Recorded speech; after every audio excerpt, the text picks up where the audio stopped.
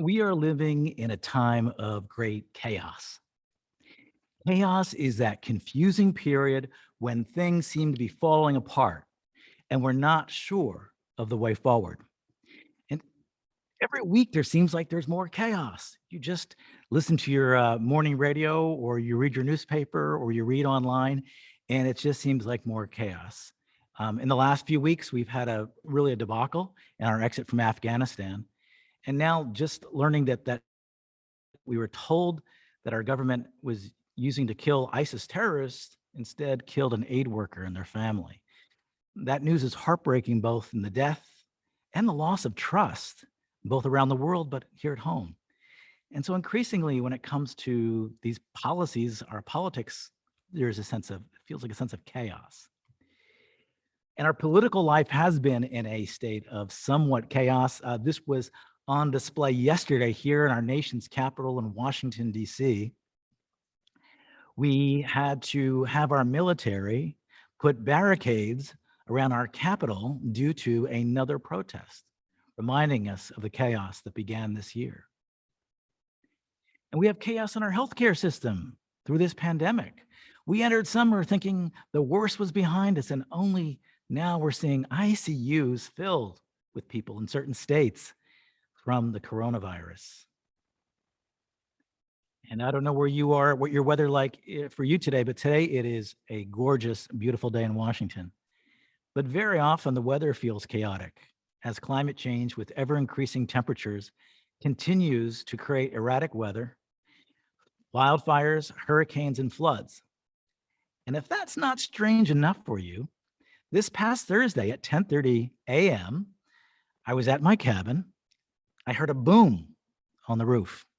I thought for sure a tree had crashed into the cabin. I looked in the news because the electricity then shut off, only to find out that people thought it was an earthquake in West Virginia. And then only later to find out a meteor had crashed about a mile from my cabin. Now, I'll leave it for you to decide what's the spiritual significance of meteors crashing by me, but that's feels a little chaotic. And even the church, here I am at the church and Christianity, it feels a little bit chaotic too. A rising generation is rejecting a lot of what the church has taught for many years. And it's also chaotic because so many church leaders continue to be involved in so many different types of scandals. If you take a look at your movies lately that talk about the future, they most often paint a dystopian view where horrible things are happening. I challenge you to think of a futuristic movie you saw recently that portrayed a positive future. Not happening. And many of the most successful religions right now are successful because they are also offering this dystopian picture of the future, very negative, that the chaos that we're seeing is all a sign. It is the end of times. It is the end of the world. One person who's a good friend who's very secular said, I never believed in this second coming of Jesus and these disasters, but with the way things are going lately, maybe they're right. Now, one thing that makes our faith, our tradition different than many other Christians is we believe that the world here is evolving toward good. So we're running against the stream here. We're swimming against the stream, I guess is the better way to say it. In our tradition, we're taught that the world's purpose is to actually move humans in the direction of creating heaven here on earth, and that we are making progress. And that as we make progress, there will be chaos. And the chaos represents the natural, uneasy phases we need to move through to move forward. All of us here are familiar with evolution. We see it in our own lives, our species, we see it in the planet. We were taught about it in school, but very few of us are taught about spiritual evolution. And when we look at our own lives, You can't argue with the fact that we evolve. We all move from the stage of a helpless baby to a child, to adolescence, to adulthood, to midlife, to old age. And we evolve spiritually to the next level of growth, which is heaven. We can see that. You may disagree with the heaven part, but everybody would agree that we all have to go through those phases. It is a law of the universe. No one argues that humans evolve through this predictable cycle. However, there's also a spiritual life in each of us that is evolving as well. In our tradition, the church that I'm sitting in has a creation window on one end and a revelation window on the other. That's the beginning of the Bible to the end. And in our tradition, the creation story is not a literal creation story. It's a story that represents 7 levels of spiritual growth that we can go through in our life, though very few people get to day 6 or 7. But it's the story of our spiritual life.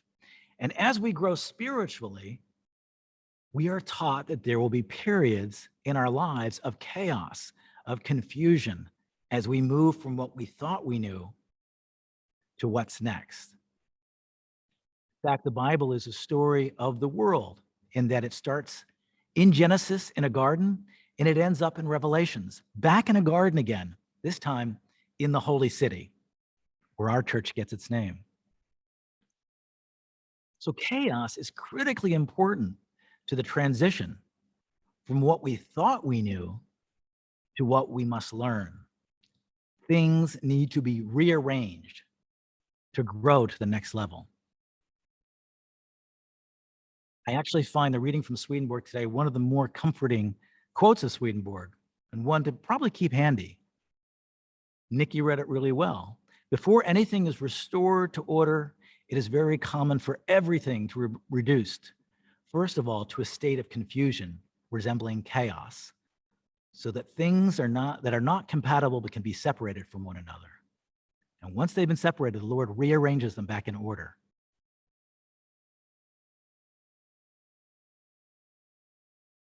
So the chaos that we're feeling in our own lives and in the world is actually quite natural. Because to evolve, we're going to have to push back against institutions that no longer serve as we evolve spiritually. We need to expose evils in the world and in our own life that once brought to light, they can be vanquished. The future, and this perspective, is looking bright.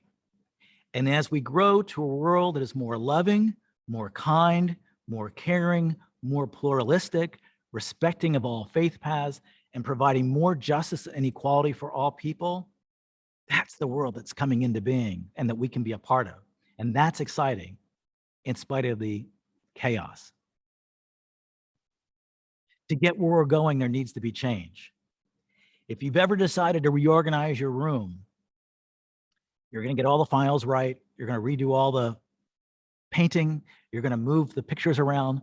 When someone comes in the middle of that reorganization, it looks like a disaster. It looks like chaos and confusion. But only in so doing that can you get the room organized. And so it is true in our lives. The speed that our world gets to this next level is directly related to the speed in each of us and our own spiritual growth.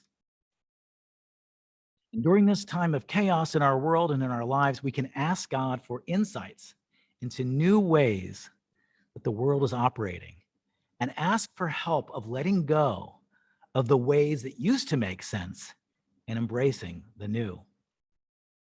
In today's gospel, Jesus gave us a perfect analogy. This is a time of new wine representing new truths that are coming into the world. This new wine will require new wineskins to hold it.